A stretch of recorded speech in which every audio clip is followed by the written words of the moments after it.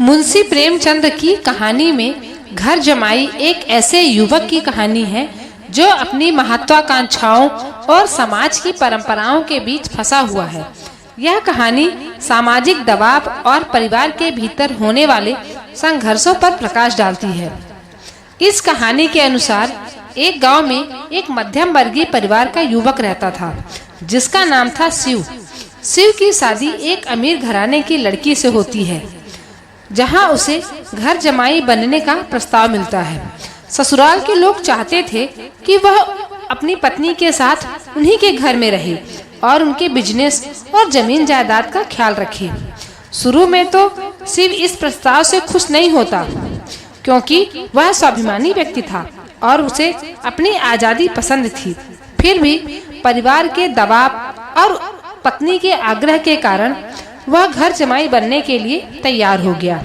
लेकिन धीरे धीरे उसे महसूस होने लगा कि ससुराल वाले उसे कभी अपना नहीं मानते और उसे हमेशा पराये की तरह देखा जाता था। घर में उसकी स्थिति किसी नौकर से कम नहीं होती थी।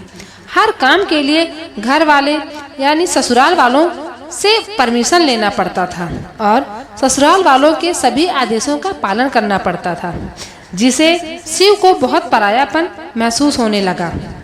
शिव को अपने निर्णय पर पछतावा होने लगता है क्योंकि उसे अपनी स्वतंत्रता और आत्मसम्मान की कीमत चुकानी पड़ रही थी।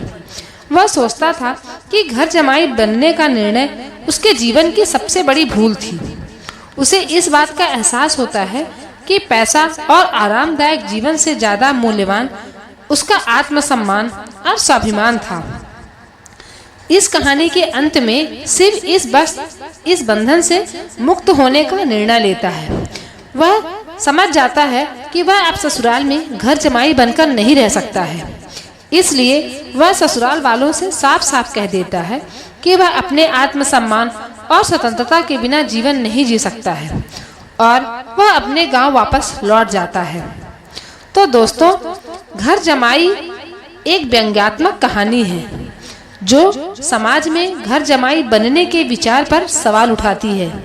यह कहानी हमें यह सिखाती है कि आत्मसम्मान सबसे महत्वपूर्ण होता है और इसे किसी भी मूल्य पर खोना नहीं चाहिए, चाहे वो रिश्ता कोई भी हो। लेकिन कोई भी रिश्ता हमारे आत्मसम्मान से बढ़ के नहीं हो सकता है। तो अपने आत्मसम्मान से कभी समझौता नहीं करिए और प्रेम से कहिए राधे राधे।